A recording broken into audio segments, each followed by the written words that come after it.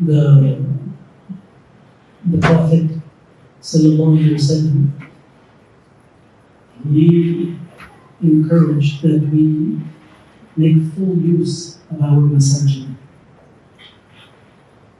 Today, unfortunately, the masajid have become only places of the 5 salats, and then in some places they're even locked after the salats. This is a tragedy, a big tragedy. The masajids were meant to be used to their full capacity. It's almost like buying a microwave that has 200 features, and all you use it for is to warm up your tea for 30 minutes or 30 seconds. Sure, that's one of the uses of it. But why get such an expensive microwave that has 200 different options and you're only using one little option of it? Similarly, our masajid all across Ontario, actually all across Canada, are sitting empty.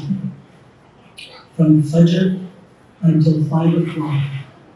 From Fajr until 5 o'clock, you can pick any masjid all across Ontario, all across Canada, and they're sitting empty.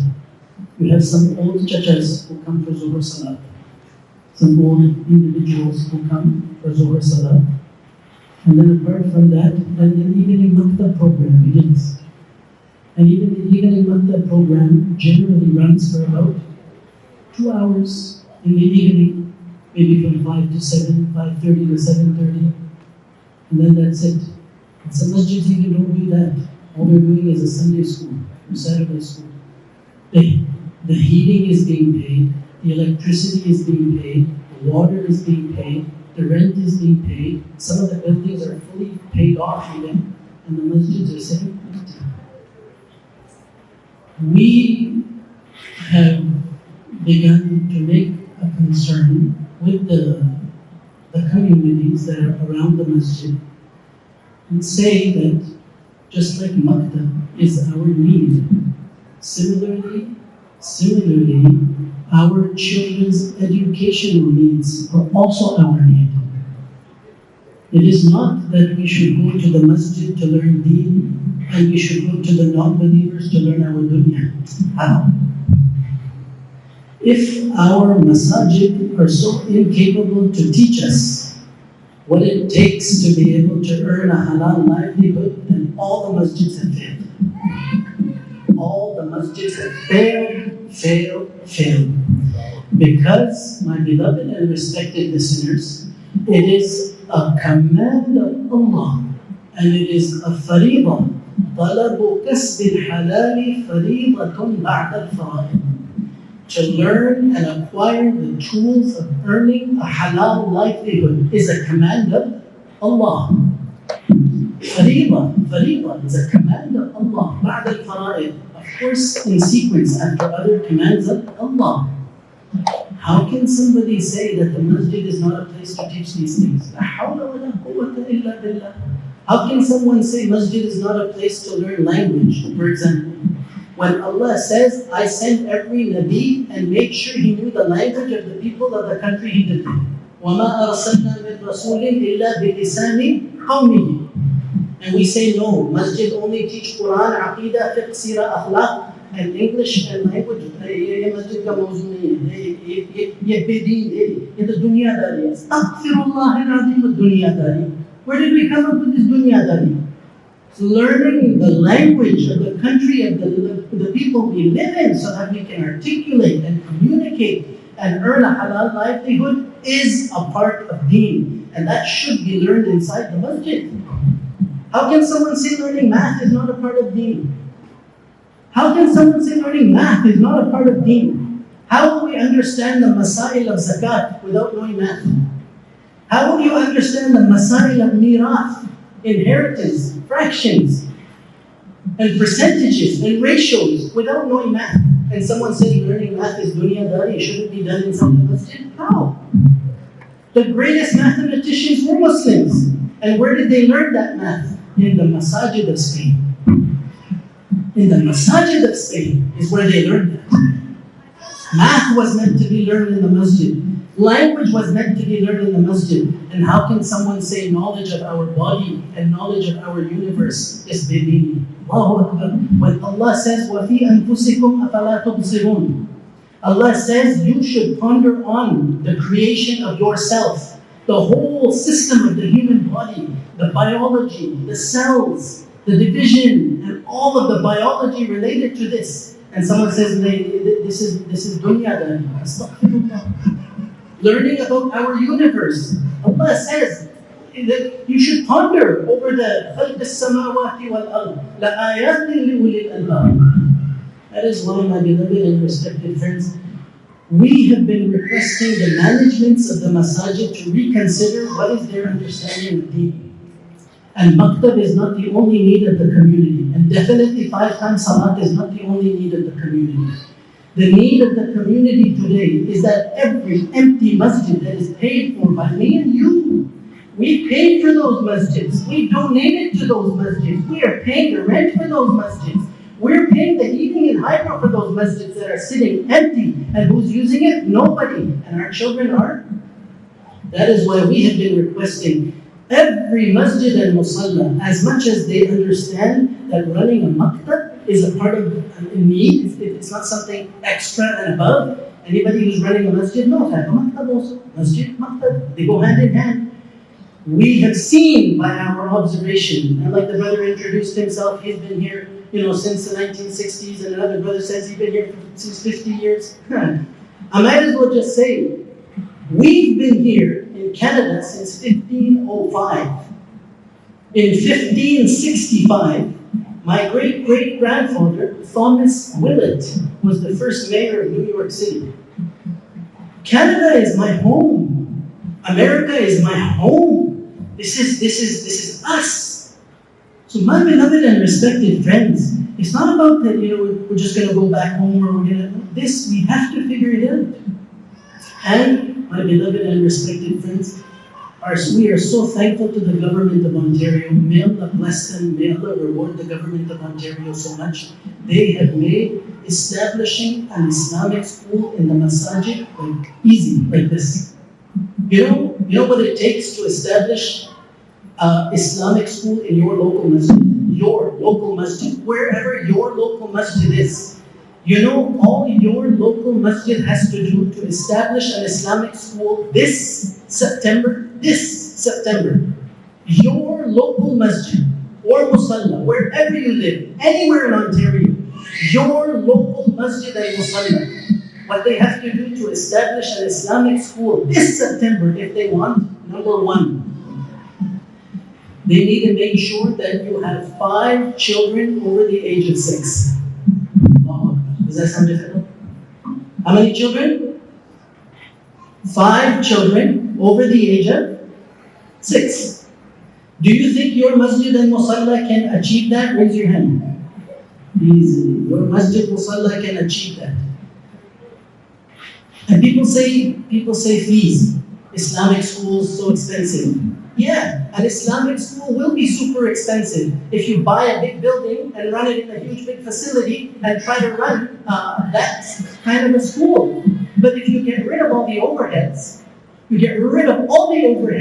your only expense is the salaries of the teachers. And I tell you, my respected brothers, and especially my sisters, in our Muslim communities surrounding our masajid,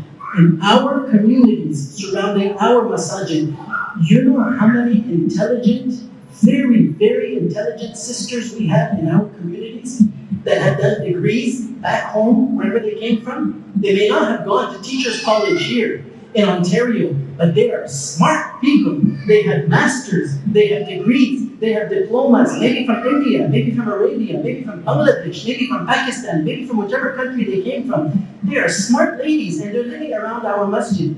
And because of their religious inclination, their husbands do not want them going out and teaching in other settings.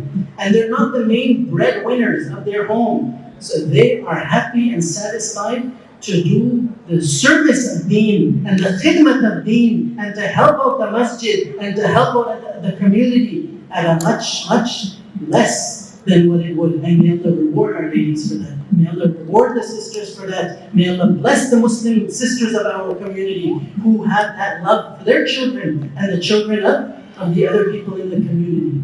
And like this, my beloved and respected friends, 5 children. The first thing, 5 children over the age of 6. Number 2, you need to have somebody who you designate as a principal. Anybody. Tom, Dick, Harry, Amma, Bakr, Zaid, Jill, Sally, Bob, Sarah, Layla, anybody. You pick anyone. And they should be familiar with the education system. They don't have to have any specific qualifications. Somebody who's familiar with the system, and we will train them, educate them on what it means to teach in Ontario. One person you designate as a principal. That's it. So she or he will be the principal. That's it. The ministry is not going to ask, show me your degree. No, the ministry is not interested. The ministry will not ask which school you studied in, where did you. The ministry will never ask that. The ministry, till today, we've started 12 schools in Ontario. Ministry till today has not asked me directly, where did you go to school? Till today, they did not ask me, where did you go to school? But when I left the room, they asked somebody, where did you go to school? But they didn't ask me directly. Never. They can't. So one person you designate as a principal. Number 3, you make an attendance register. What does that mean? A do-a-thing with an Excel spreadsheet. One sheet for September, one sheet for October, one sheet for November, and a spreadsheet with the students' names, A for absent, B for present, or a tick mark for present. Where's my attendance register? This is my attendance register. The ministry says, oh, this is where you take the attendance of your students? Yeah, this is where I take the attendance of my students. Okay, good. That's it. You have 5 children over the age of 6. You have a person who you've designated as the principal. You have an attendance register, which is your do-a-thing with your spreadsheets. The ministry wants to know, what are you going to teach them? And we're going to teach them the Ontario curriculum. And the Ontario curriculum, my friends, is just a set of expectations.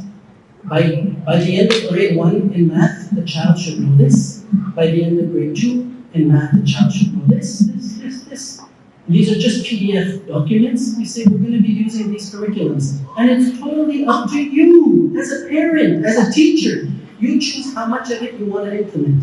And the ministry does not care what resources you use. They do not impose any resources on you. They will never tell you you have to use these textbooks and these. No, they don't. They say, I'm teaching this. This is the curriculum I'm using. Okay, very good.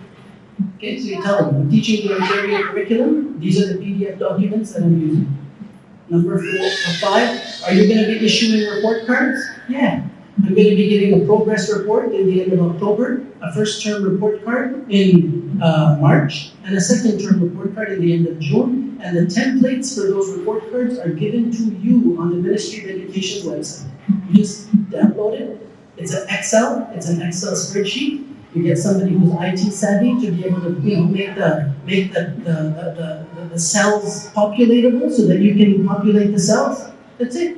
You have your report card. You have 5 kids over the age of 6. You have a designated principal. You have the attendance register. You have your curriculum that you're going to be using. You have your report card templates. You want to know who are your teachers? These are my teachers. This person, this person, this person. They are not interested in the qualification of your teachers. Ministry is not interested in the qualification of your teachers. All they want to know is that you as a principal, are you satisfied that they will be able to teach the children that are going to come to school? Yeah. And then you select your teachers based on what your criteria is. Our criteria in all our schools is they should be able to speak English without an accent. They should be able to speak English without an accent. And they should have some familiarity with the Ontario system, background in education. That's it. They should know and they should be willing to learn. They should be able to speak English without an accent. They should be familiar with the school system, have some, diploma or something that shows that they've been to school, and they should be willing to learn because we're going to be teaching and training them. And what's your classroom look like? Oh, Allahu Akbar.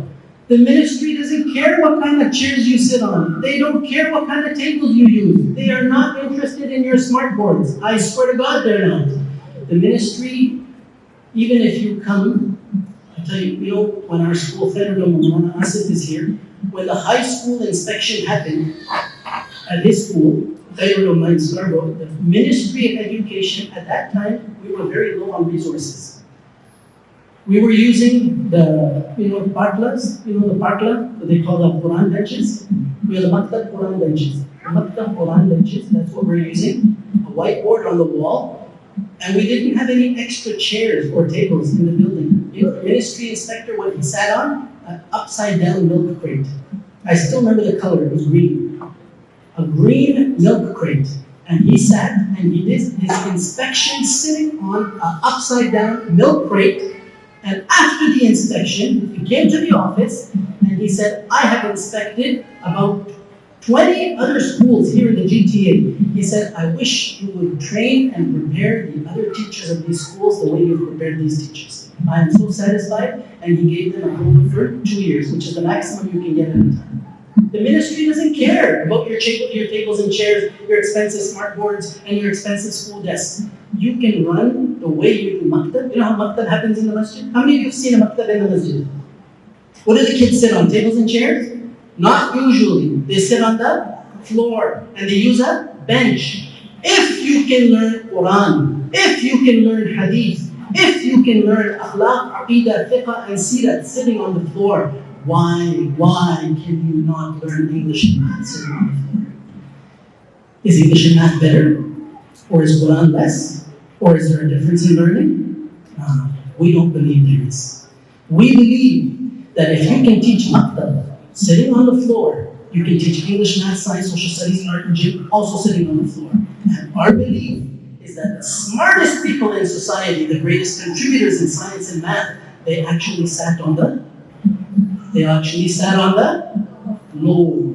They actually sat on the floor. That is why it is our humble request to every masjid and musalla. You know how many masjid and musallas there are in Ontario? From Kingston and just past Kingston, Cornwall, all the way up until the Windsor border, north, Thunder Bay, Sault Ste. Marie, down to the Lake Ontario. Just take a guess how many masjid and musallas there are. 2,000? Oh no, that's a lot. There's actually only 275. I've counted them. I have them all plotted on the map. And I'm targeting them one by one. And inshallah, my hope, my dream, and my effort and intention is that each one of these masjid and musallas will become a school as well. And the fees will be somewhere between 150 and 225, not 500. 150 to 225 is the fees, and everybody can afford that. And if somebody cannot afford it, every masjid collects zakat also. Do you not see zakat boxes in the masjid? What do they do with that zakat? Send it to the madrasas in India, in Bangladesh, in Pakistan? Why don't they use it on the people who need it in Canada? Why don't they use it on the people who need it for subsidies, for their education? Take that zakat and apply it to those people who cannot pay the fees, so that no Muslim child should have to go to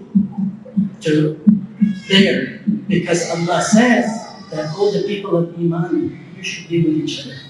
Ya ayyuhalladhina amanu ittaqullaha wa kunu ma'as sadiqin. And Nabi sallallahu alayhi wa sallam, he said, a person will become exactly like the people who you put in the company of. Be very careful who you keep your children and who you keep your company with. That is why put pressure on your masjid managements. These picketing signs are more effective in front of your masjid management than they are in front of our government. Our masjid managements all across Ontario need to understand that an Islamic school in the masjid can happen. And just because they don't know how to do it, that doesn't mean they shouldn't do it. They should find out how to do it, and they should ask somebody how to do it, and they should start it. And may Allah reward the sisters in the Markham community, also sisters in the Pickering community, also there's people all over. They're begging the masjids. And the masjids are saying, and even some masjids starting and stopping also. That's why I tip my imam to Mr. Mushtaq sir, that if the masjid says no problem, we'll find an alternative. Because, my respected friends, every masjid has to do it. And every masjid can do it. And you know how much it costs? Take a guess. Mushtaq, how much does it cost? not thousand, not 100,000, $300. That's one dinner for my family. That's one dinner at Afi's. $300. That's for the application fee. You have to say that one. That's the application fee. You already have everything in your masjid. The parklahs are there, the whiteboard is there, the carpet is there, the heating is there. All you gotta do is hire a few more teachers. You're already hiring a teacher for 2 hours for maktab, just hire a few more teachers to teach English, math, science, social studies. Whatever you're doing in the evening, bring it into the morning. That's it. It's so doable. For me, I hit my head on the wall and say, I don't understand why the masjids are not doing it. Every single masjid musalla should be doing it, and they should start this September. They should start, because they don't start by this September. Mr. Mushtaq is smart. He submitted his NOI before September 1st. If you don't submit your NOI before September 1st, you have to wait all the way until 2024 September. So, encourage your masajid. Don't fight with them, don't argue with them, but put pressure on them nicely. That please, this is our need. We don't feel we are being served fully. Yes, we are being served. Imam is giving dars on Sunday, tafsir dars, very good, mashallah. But that's not our full need. Our need is our children, especially these young parents over here now. Their children are, getting there. So let Allah help us all, inshallah. Take it, inshallah. Bas. That's simple, it's easy, everybody can do it, inshallah. Any questions? G. In your experience with all these schools so far, one of the concerns you mentioned that the government's not doing any quality control in terms of who the educators are. If somebody wants to start this up on their own, what methods can you employ for quality control? Because it seems that they're the primary influencers of your children, ensuring that they're actually getting a proper education in that sense and whatnot. What methods can you employ? Very good. So what we've been doing is, with all of these private schools, we actually train the teachers. We make workshops with the teachers. And we work with the principals of the schools to make sure that ministry guidelines and policies are enforced in the assessment and evaluation process. So if anybody wanted, they can get in touch with us for free of cost. We don't charge anything. Like, for example, Mushtaq is getting ready for an inspection. He called me. I shared my experiences with him free of cost. Look, this is what to expect in your inspection, and this is how to prepare. And don't be nervous. If they ask this question, you give this answer. If they ask this question, you give this answer. This is how you do it. So this collaboration between the schools that are running, this has been very helpful. This is helping the schools running. G. First of all, thank you for your speech. I have a question. The thing is, I have 2 girls. They were in Islamic school, and we recently pulled them up. But there's a concern with the tuition. It's really high. So if you have multiple children, I know some of my friends, they pull a girl, they're swapping their kids in and out. So how do you plan to resolve that issue? Because I feel like a lot of Islamic schools are more business oriented rather than, and there are field trips you pay for, food you pay for. So believe me, in my experience, my daughter was in school for 8 years. It became super expensive as the time went on. Yeah. So how do you plan to resolve that issue where parents can afford multiple kids? I have multiple kids. I have 9 kids, for goodness sakes. So imagine if I were to have to pay $500 per kid. Holy bro, I'd have no shoes and gold on here. I'd be selling my clothes on eBay. So obviously, what we've done is that we made it by putting it inside the masjid. Is how you make it affordable, by removing all the perks and extras. You just make it very basic again. So removing all the extras, make it simple, make it basic, and our fees do not have to be more than 150. Our fees in our schools are 150. And since 2006, our fees have been 150. We've never raised it. And if our school, from our family of schools, have increased it, they've gone up to 175 maybe, or 225 maximum. Yes? The ministry, do they inspect the bathrooms and have a standard that covers? No.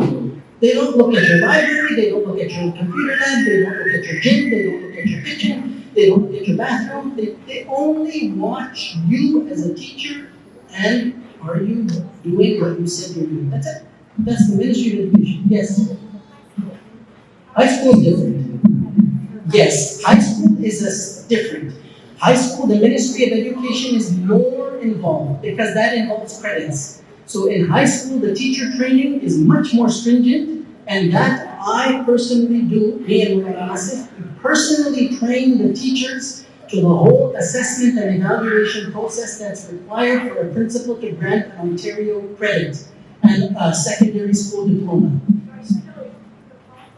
Yeah, same, 150, same, 150, 150. Our fees for the high school students also is 150. We don't run businesses, we're serving the community. These are our children, yes. Sorry, just a question. Do you have a list of institutes right now which are set up for that process if someone wants to sign up? Yeah, there's a checkup at ummati.ca. Yes, the sister in the back.